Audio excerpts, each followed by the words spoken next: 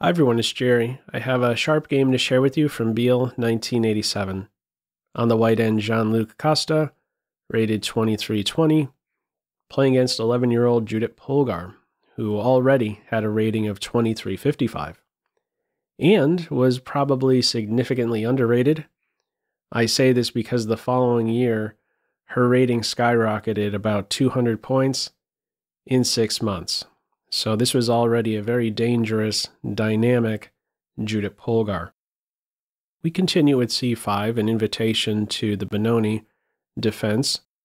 In the event of d5, we can easily see just that. The Benoni, a very sharp opening. White may be already well aware of the sharp eye of his young opponent.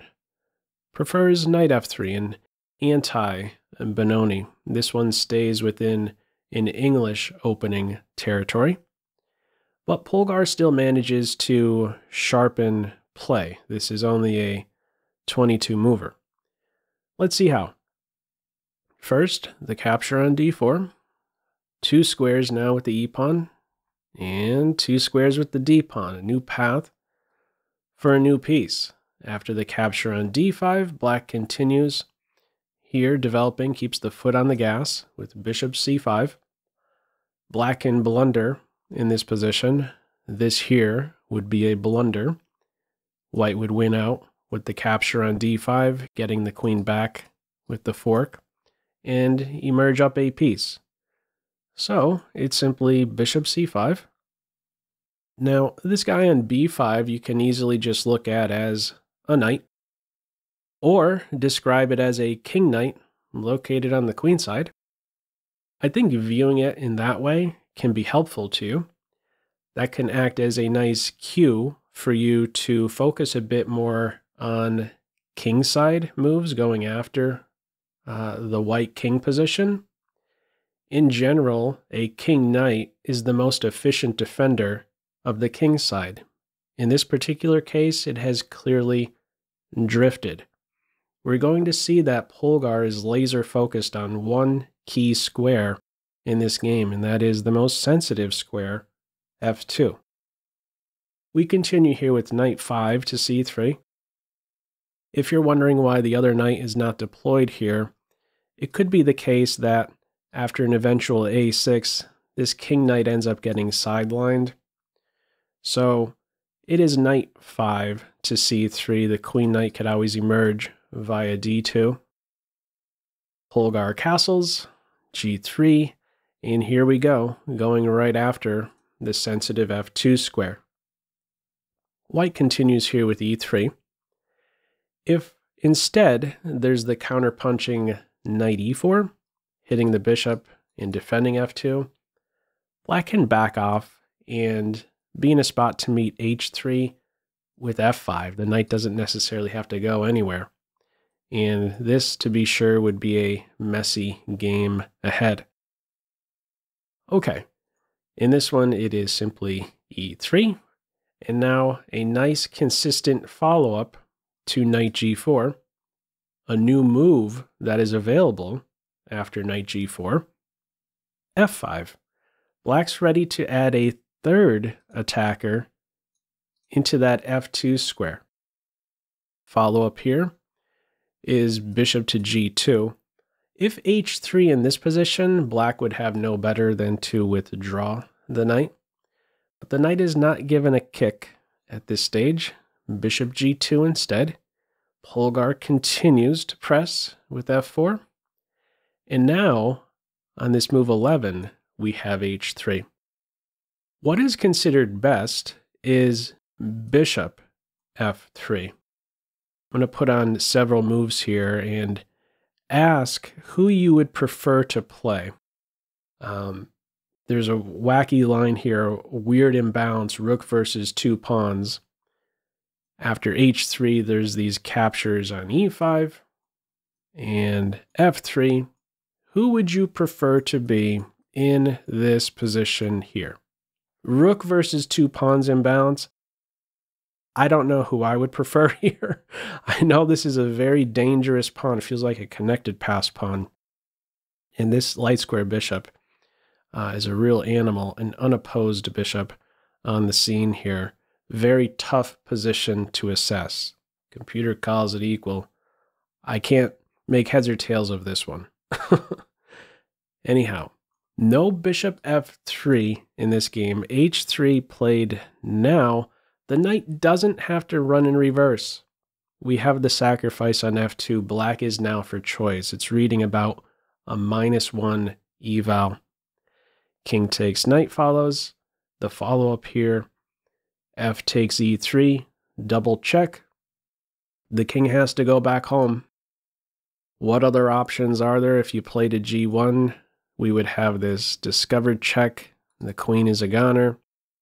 And if you play to e2, you're just asking for the rook to arrive on the second rank with check, picking up the bishop. So the king goes back home. The rook arrives on the second rank, targeting the bishop. And after white's next move, it's winning for black. The only way, apparently, for white to stay in the game is with the following move: d6 or even bishop to e4. It's preferring slightly this d6 move. The idea here to indirectly defend the bishop. If rook takes bishop, there's queen d5 check. The queen is on g2. In this game, white defends the bishop directly with rook to g1. This is now considered winning for black. Play continues here with queen to f8, forming a battery, tying in really well with these two advanced pieces, and staying clear of a knight e4 move. So this might be the first move that comes naturally to you as black, but this is going to be a very strong reply. Queen f8 stays out of the way of knight to e4. Play continues here with queen to d3. If the knight hops into e4 in this position, an excellent follow-up would be e2. And now there's a serious problem. The queen is hit pretty much in response to any move by the queen. Let's say she goes to d3. There can follow this follow-up rook takes bishop, and then queen to f1, followed up with getting a new queen. So the knight can't go to e4 here. e2, fantastic reply. In this game, queen d3. Follow-up, knight a6. Need some more attackers in here looking at the b4 square. White's trying to round up the e3 pawn. There are two pieces on it, but you can't take right here. In the game, it's a3, keeping the knight out of the b4 square. If white takes on e3 here, the knight can hop into b4 and then take on e3 with the idea to follow up with knight c2, and it's completely gone for white. So white cuts out the knight b4 move, a3 on board. Polgar continues to develop, bishop f5, met with bishop e4, bishop takes bishop, and in the game it is queen takes bishop. If knight takes bishop in this position, we would yet again have this e2 move. The idea here being rook f1 next, and black is winning.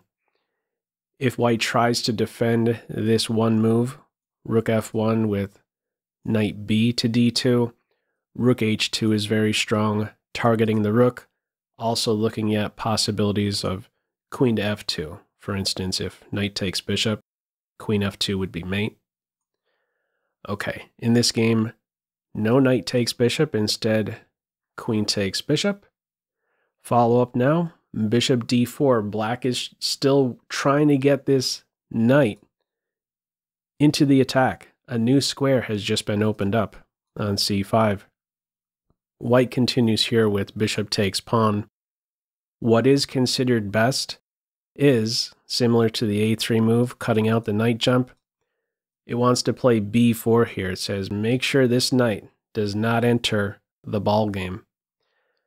What would be best in this position if b4 is played, or why was maybe b4 not played?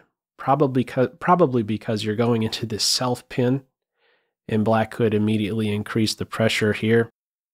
This is considered the best line at this stage, just putting on some moves. You can't take the bishop, it would be mate.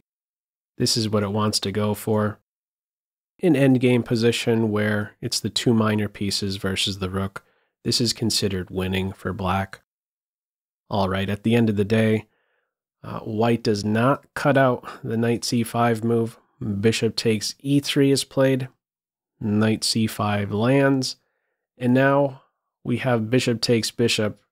The queen is under fire here. Any queen move, there is no safe queen move that will still defend the bishop. So this is white's try, taking on d4.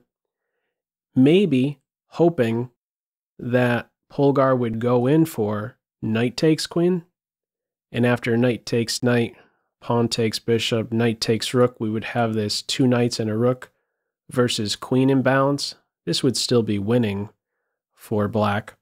White has no coordination, and these three, the pawn and the two majors, are going to be very difficult to tame. Polgar sees better, though, in this position. Doesn't take the queen, says no thanks. I'm just going to calmly take your bishop and open up a new path for my last piece to enter the attack. After queen takes pawn, rook check, king d1, and after queen f3, this one goes no further. White resigns. This position is flooded with major pieces every which way, and this knight is just moments away from a star ending. If this game continued with king to c1, how's this for a final move? A royal fork and checkmate. But this one doesn't go straight to mate. After queen f3, white simply resigned. So, what'd you think of this one? Anyhow, feel free, as usual, to leave any feedback to this video in the comment section below. I hope you enjoyed it and maybe took a thing or two away. That's all for now. Take care. Bye.